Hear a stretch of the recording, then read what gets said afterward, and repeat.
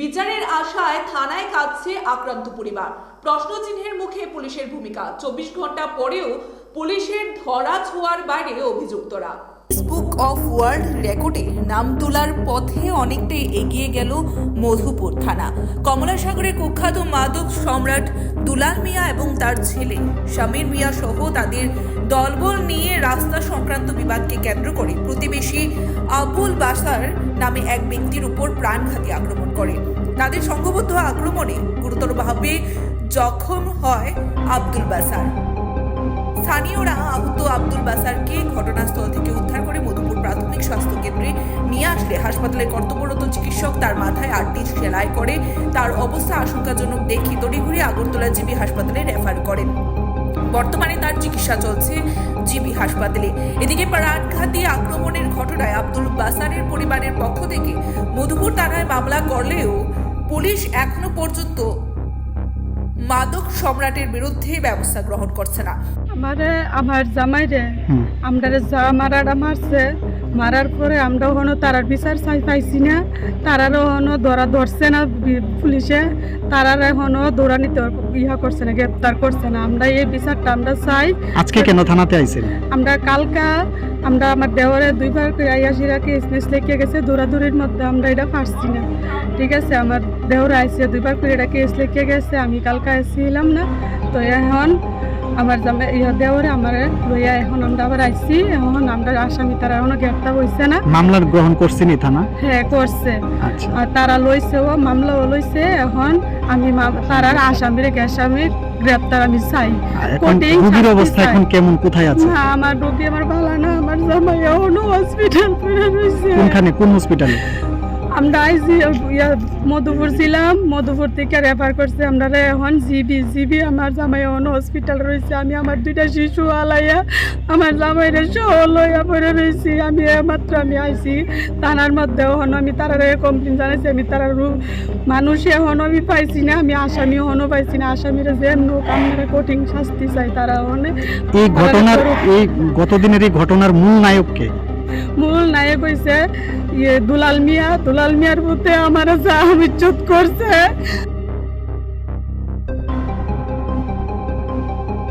বেশি হয়েছে দুলাল মিয়া, শাহজাহান মিয়া, দুলাল মিয়া 2 পুত, কামাল মিয়া, ইতানে সব তারা গ্রুপ মিল্লা 2 গাড়ি বইরা দাও লইয়া লাড়ি মাড়ি লইয়া আইছে। আমি কঠিন শাস্তি চাই তারার কাছে। আমি তারার কাছে আমার জামাই রক্তের বিচার চাই। এই ঘটনাকে কেন্দ্র করে পুলিশের ভূমিকা নিয়ে উঠেছে প্রশ্ন। 24 ঘন্টা পেরিয়ে গেলেও অভিযুক্তরা এখনো পুলিশের ধরা ছোঁয়ার বাইরে। এমন না তো যে মাদক সম্রাটকে পার পাইয়ে দেওয়ার চেষ্টা করছে পুলিশ। অন্যদিকে আহতের স্ত্রী থানার সামনে সুষ্ঠু বিচারের আশায় আর্তনাদ করে যাচ্ছে।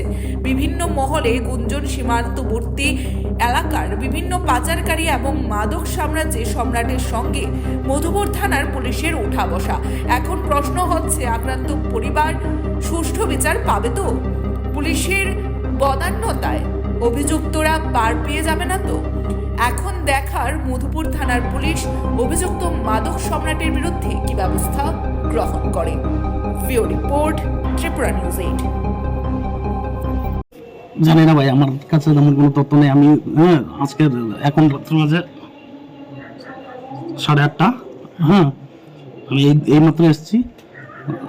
আমার কাছে যতটা, আমি থানা থেকে বেরিয়ে গেছি 7টা অবধি, কোনো কমপ্লেন আসেনি। এখন শুনেছি আমার এই মাত্র একটা কমপ্লেন কেউ কিছু একটা দিয়ে গেছে, এবং তাও অতজনজিত করে একটা কমপ্লেন দিয়েছে। শুনেছি বিভিন্ন জায়গা থেকে মানে কিছু এক্সট্রা লোক এটাকে মানে এক্সাইট করার জন্য বিয়ে করছে। অ্যাকচুয়ালি যে ঘটনাটা ঘটেছে, এটা একটা মীমাংসা সভা ছিল। ওই এলাকার প্রধান এবং এলাকার অনেক মানুষজন সহ একটা মানে জায়গা নিয়ে, খাস জায়গা নিয়ে আচ্ছা ঝগড়া। এবং যে লোকটা এখন অ্যাডমিট আছে, হ্যাঁ, ওই লোকটাই প্রথম ঝগড়া শুরু করেছে ওরাই। তো হাওয়াবার এরপরে যখন করেছে, বিয়ে ছেড়ে একটা বই লাগতে 2 পরিবারের, এবং বিবাদটা 2টা পরিবারের। দুটো পরিবারের ওইখানে প্রধান সবাই মিলে এটাকে মিটিগেট করার চেষ্টা করছিল, কিন্তু ওরা বলছে স্যার 7 জনের নামে অভিযোগ করেছে। আর দ্বিতীয় কথা হচ্ছে স্যার, ওই যে পেশেন্টটা যাকে মারধর করেছে, ওর যে মানে পেশেন্টের যে অবস্থা, এটা খুবই ক্রিটিক্যাল। তো ওই বিষয়ে স্যার এখন মানে পুলিশের ভূমিকাটা স্যার কি? না, আমি তো এই জন্য বলছি, আমরা তো হসপিটাল, আমরা যখন এসেছিল তখনই হসপিটাল পাঠিয়েছিলাম, গিয়ে দেখেছি ওরা ইয়েতে গেছে। হ্যাঁ, প্রাথমিকভাবে স্যার 12টা স্টিচ দিতে হয়েছে ওর মাথায়। জানি না, আমার কাছে এমন তথ্য নেই। ঠিক আছে, আচ্ছা, তাছাড়া আপনাদের তরফ থেকে কি স্যার এটা ব্যাপারটা মানে মামলা বা হ্যাঁ হ্যাঁ, এই তো এখন শুনলাম দিয়েছে।